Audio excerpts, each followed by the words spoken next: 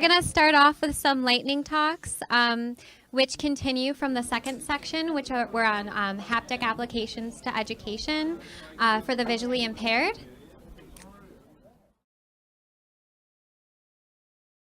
So our first lightning presenter will be Dr. Sean Follmer. Sean is an assistant professor of mechanical engineering and computer science by courtesy at Stanford University. His research in human-computer interaction, haptics, and human-robot interaction explores the design of novel tactile physical interfaces and novel robotic devices. He directs the Stanford Shape Lab and is a faculty member there. He is a core faculty member of the Design Impact Master's Program focusing on innovation and human-centered design at Stanford. Great. First of all, I want to really thank you for inviting me, and I didn't have the honor or pleasure of meeting Dr. Morash, but it seems like she was an amazing woman and an amazing researcher, so I'm honored to be here today to talk about that. I'm also a little bit of an outsider to this field as well, and so it's nice to be here coming more from the human-computer interaction side, and my main focus is on sort of haptic interaction as well as tangible interfaces, and so I'm very excited to be here today and to talk about some of the work that we've been doing at my lab at Stanford and some of the work that I did at the MIT Media Lab as well. And I think, as we've been talking earlier today, I think Nick's talk in the morning was really inspirational to me and echoed on a lot of the things that I think are really important in terms of thinking about haptics, not only from the tactile senses, but also our kinesthetic senses and the integration between these, and really the connection between spatial information and our haptic proprioceptive senses, and how important that is for how we think about spatial problem solving and spatial cognition.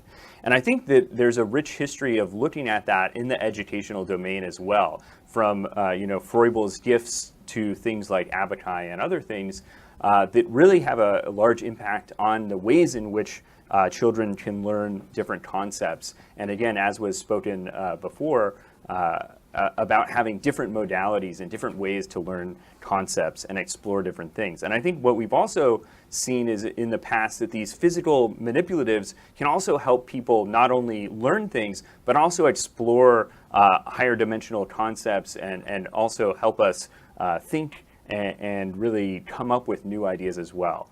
So our goal is really to think about how can we combine these physical manipulatives with the power of digital computation. And I think really the exciting thing that has happened in the past 20 to 30 years is the power of simulation and computation to try out many, many different things. And so my belief is that in order to capture the benefits of both of these worlds, the physical manipulatives that give us the connection to our rich haptic and kinesthetic senses, as well as our ability for dexterous manipulation, we want to leverage those, but also bring in this side of rich digital computation.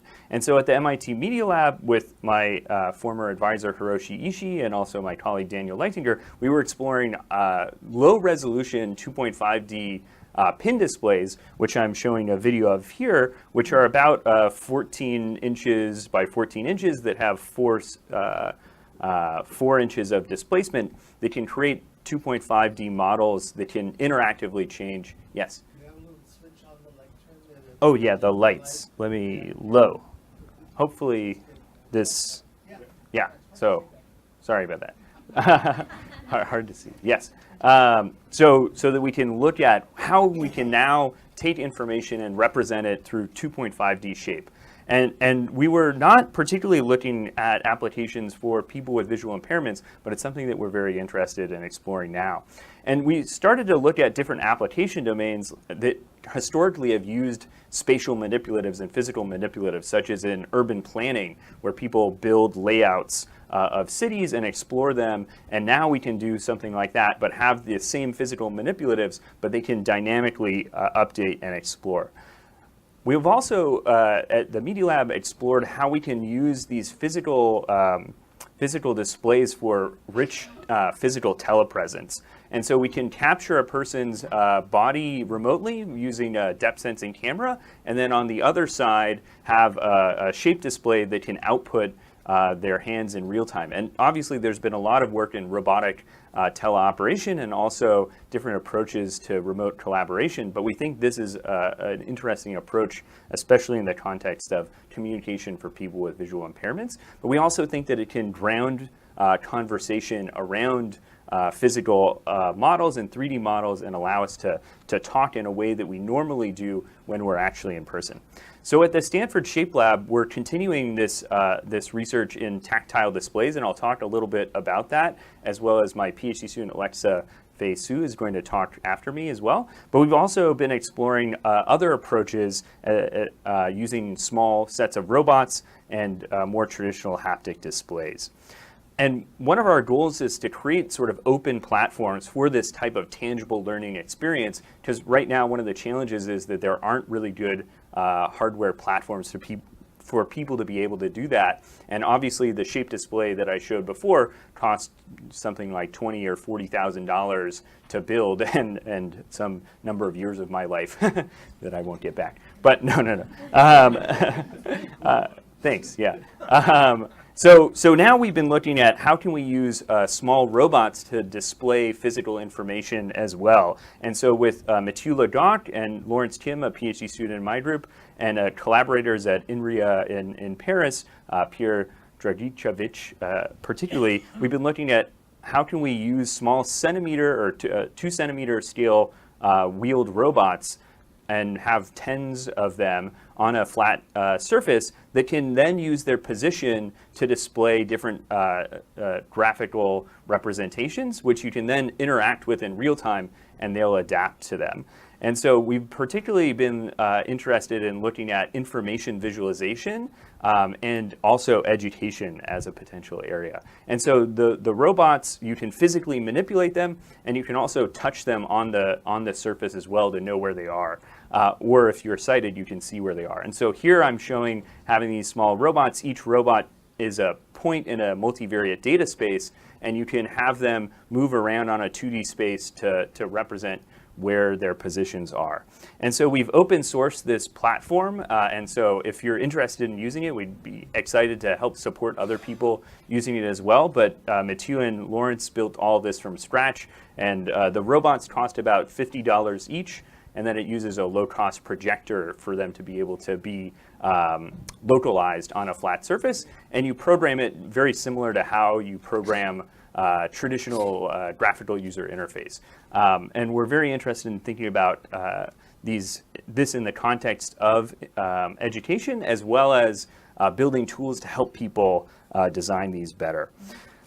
I'll skip through some of this just to go to the last area that we're working on, is trying to build higher resolution versions of these actuated pin displays, 2.5D pin displays, and trying to make them actually scalable to the sort of millimeter scale.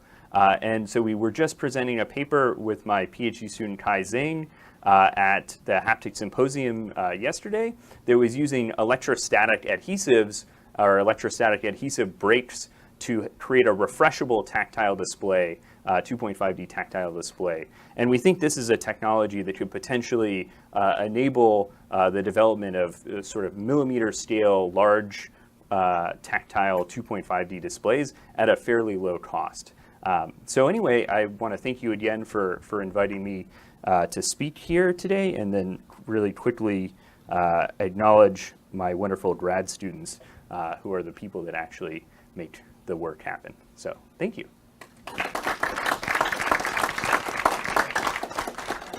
Thanks so much, Sean. We have a couple of minutes for questions, if anyone has a question for Sean.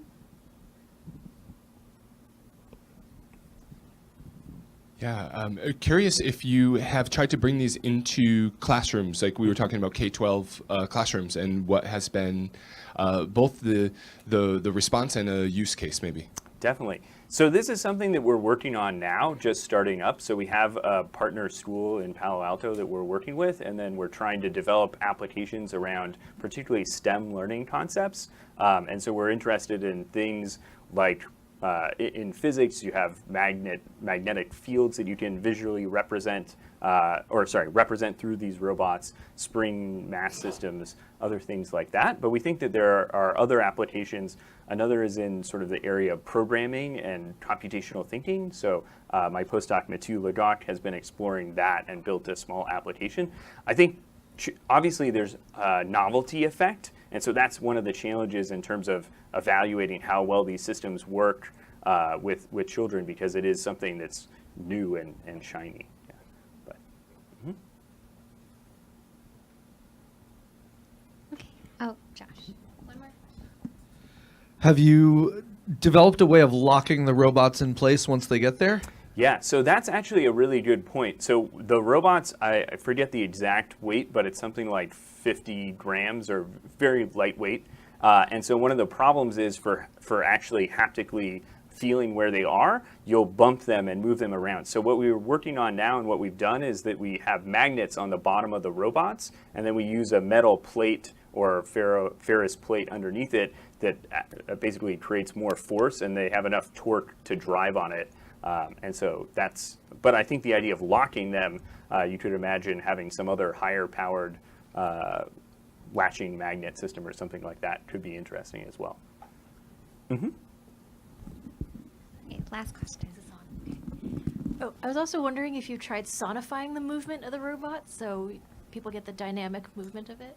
Definitely. So one thing I should say is that they actually do already have some noise associated with them as they're moving around, which is definitely something that we're interested in exploring more in terms of using audio as another channel to explore this. But also you do get a sense for where they are just because they sort of have a kind of a noise as they're moving around. Yeah. Great. Great. Thank you so much, Sean. Yeah.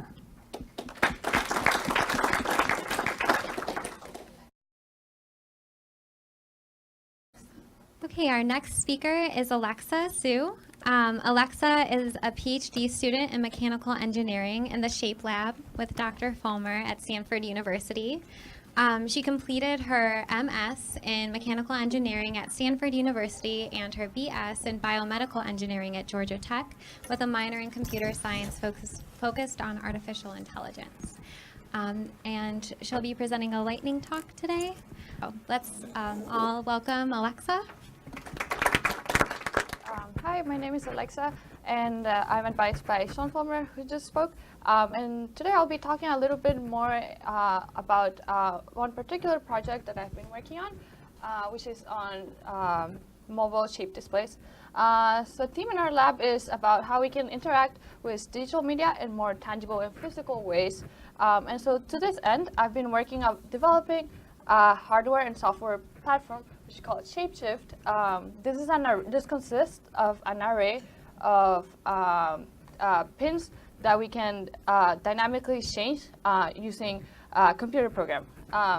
So here we can see a set of spheres that you can move this display over and then be able to feel their shape. And so a little bit more of the technical details on what it's capable of. This display has 24 by 12 square pins, 4.8 by 4.8 millimeters. So the pitch of the array is 7 millimeters, and it can travel up to 50 millimeters with a mean speed of 78 millimeters per second. Inside of it, each pin is actuated by a DC motor, and then as the DC motor rotates, then you can render all these shapes. And so the size here is about the size of a hand, meant for tangible interaction. But we also designed it to be modular, so you can combine several of these modules to then make an array that is larger depending on the application. And so we open source this hardware with the goal of trying to make it low cost with off-the-shelf components, and having it available for the research community to be able to prototype interactions and see what's possible, as opposed to traditional displays that have been developed in the past that are hard to access and available just to a few groups basically in the world. So I'm really excited that we can open source this, and if you're interested, I'm really excited to help you build one, and yeah, anyways. And so some applications that we've been thinking about are in the area of data visualization and exploring spatial layouts. And so something else that is interesting about shape displays as opposed to other tangibles like 3D printed models is the movement and dynamic aspect of it. So being able to not only feel spatial changes, because it's easy to convey spatial relationships with 3D printed objects, but being also able to feel changes in time is something that with that dynamic display we're able to convey. And last, I'm also very interested in how we can make tools more accessible for the maker community, just because it's very empowering being able to build your own, customize your own objects to your own needs. And so with this shape display, I think we have an opportunity to make 3D modeling through computer-aided design easier to use, not only for the blind and visually impaired, but also for sighted, because it's a process that's very challenging.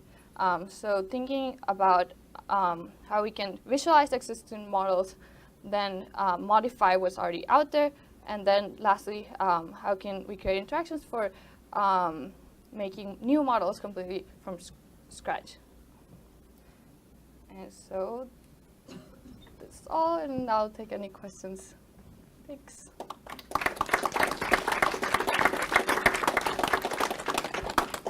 Thanks so much, Alexa. Do we have any questions from the audience? Santani? Hi, this is Santani. Very cool talk, obviously. I'm curious, this is a great way to sample objects without the actual objects being in front of you. Have you thought at all about feedback, to like material properties, softness and that kind of stuff? Mm-hmm. So with our display, we are only able to render position. So if you wanted to render kind of material properties, you need some type of force sensing to be able to know, like, if you press, for example, on a sponge, and then you would know how much force the user is pressing on, and then be able. So one of my colleagues that also working on this, Eric Gonzalez, in our lab, he's also investigating how we can add force input.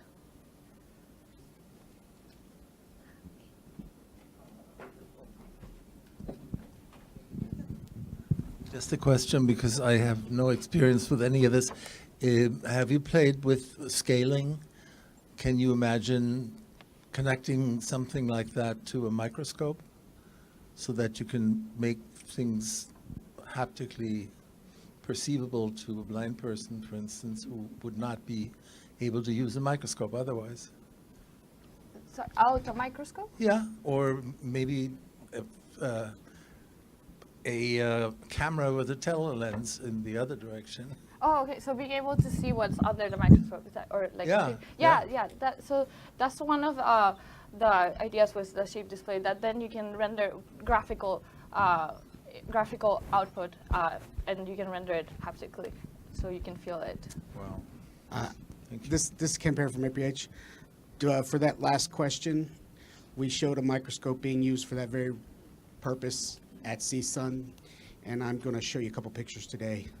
So just.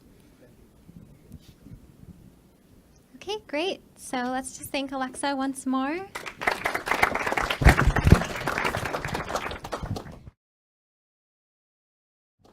Okay, our final speaker of this session will be Dr. Paul Bulakowski. Paul is a co-founder of Mind My Education. He teaches cognitive neuroscience and leads exploration classes at UC Berkeley each summer.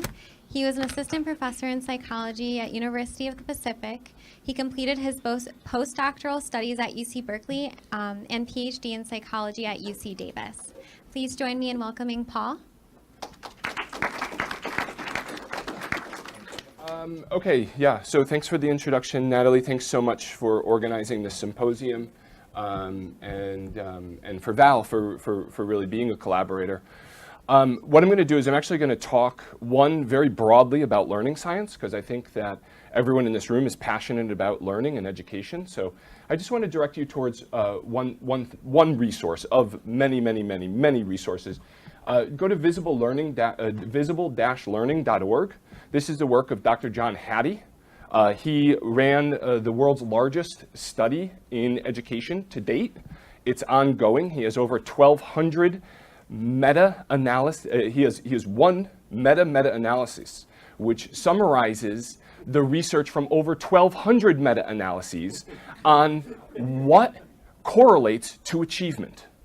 And along the bottom of this graph is an impossibly small image of the effects. And there's quite a lot of them. He standardized them, D prime, so that he can compare across different studies. And some people might be going after reading fluency. Other people might be going after physical fitness or whatever it is. And it would actually shock you if you saw this list. And you wouldn't even recognize, I think, a lot of the top findings. So what's the number one thing you could do to help people learn? One, have high expectations. So that's a teacher effect. That's something that a teacher can do. What's the top thing that a student can do? What is the top thing that high achievers do? They assess themselves. So if you think that you're teaching, if you're not asking the learner how they're learning and how the learner feels like they're learning, you're throwing out literally the number one thing that students can do. And of course, a lot of us are trying to make accessible technology. That's part of the environmental picture. But it is only after we sort of have a general view of what works in human learning. For teachers and especially TVIs, it's a lot about building relationships with students, where we are social creatures. So let's not throw those effects out. But what I'm going to be talking about with the rest of the thing is more to the point of the symposium, which is identifying challenges in the fields and potential solutions, which we're all about. Across my research at Cal and then afterwards at the University of the Pacific, where I was a professor for a few years, what I really found missing in the haptics research is really a sort of contrast sensitivity function for touch. What is the fundamental? When we think about it as vision researchers, it comes down to what is the range of contrasts and spatial frequencies that we can see that the rest of our brain uses to build up our understanding of what is quote unquote out there. There are a lot of approximations with Landolt-Sees that Dr. Gordon Legg showed. There are a number of attempts, but when she was with us, Val didn't think we were even close towards understanding not only the thresholds of perception, but how does it vary in between those thresholds? And then how does it vary for individual users? Well, when I was at Berkeley, I started to translate a bunch of these vision science gestalt studies into a sense of touch. And it turned out to be one of the most laborious processes I could ever have imagined. And so you want to know why the research doesn't get done? It's because people don't put in the time to do the empirical research. Okay? Testing one subject may take on the order of hours. So we had a problem. We knew that we wanted to get towards something, but we literally just didn't have the time.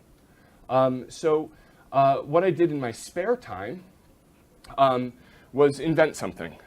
So I went down to the tech shop, got a lot of advice, a lot of helpful input from Val, who was one of the finest sort of DIY scientists that I've ever did see. And this is where we would get into sort of debates. We would look at these sort of tactile Gabor patterns, which were cut with a laser. And she was asking me, down to the nanometer scale, because we know that the sense of touch is incredibly finely attuned to texture. And how do you measure these things that are smaller than you could even see with the naked eye? So it does propose a lot of methodological problems. The approach that I took, along with a lead engineer, Eddie Vroman, I actually met him because there was down at the tech shop when it was still around, Wired magazine came, and it was when the DIY craze was going on. And there was an engineer who was just ambitious about solving problems. Once Val got her hands on the device, she of course had to rewrite the software. She had to sort of do it in her own way, which is usually more accurate, more precise, more replicable. and just, gosh darn it, just better. So the tactile table is actually, it's not such a high-tech device, but what it is a three-dimensional surface that can move in X, Y, and Z, and so it can present any sort of stimulus to your hand, either if your hand is stationary or if you're moving your hand. So yeah, so this thing, you know, like a lot of projects, it has a lot of room for development. It was unfortunately a project that kind of is collecting a little bit of dust right now, but that doesn't mean that it will be like that forever, because it is a simple technology. I don't have any fun videos. It's in a room right around the corner. But one of the things I just wanted to present today, because this is a public talk that's being televised, I just wanted to say, hey, this is going to be or is an open source project. I'm not sure exactly. I tried to look into this classification of what is open source, and it's proprietary or something like that. I don't know. Certainly, if you're interested in this project, I left my Berkeley address there. It's just pfb@berkeley.edu. I unfortunately don't spend the majority of my time doing the basic research right now. I'm working on some other issues in K-12 and higher ed, generally education. But so this is a project that came out of a massive collaboration, and I welcome you too, if you want to hear more about it. Contact me, and hopefully we'll write up some of these proceedings to this symposium today. So thanks very much.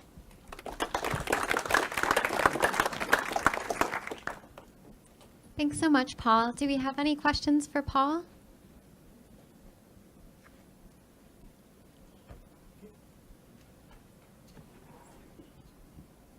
Hi, I'm Steve Landau. Can you explain more about the purpose of the tactile table? And okay, so like I was saying, actually as a postdoc, I spent hours and hours getting data from a participant. I didn't describe this study, but basically in this study, people are making an orientation discrimination of a Gabor pattern that is laser cut. And so we have to apply that stimulus to the skin surface for a precise amount of time at a precise velocity across participants if we want to get group effects. And so I would actually have to be there manually to do this. Yeah, this participant is moving their finger down a series of 10 trials of a Gabor pattern orientation discrimination. You can also use this sort of process potentially for automating and sort of giving people other symbols or 3D printed objects in a random series of events balanced across trials. So it's a general purpose psychophysical sort of device. This patch is about the size of, about half the size of your finger pad. And it's really interesting with the sense of touch, right? You have a hand that's movable. So in this study, we were trying to understand whether or not the interference from peripheral patterns interfered with the identification of the central pattern. And does that change when your hands split apart? So would you get actually more resolution to that image? An analogy of visual crowding. A lot of fundamental questions. Can't say with certainty right now. Project has dust on it. Okay, great. Any other questions? All right. Thank you so much, Paul.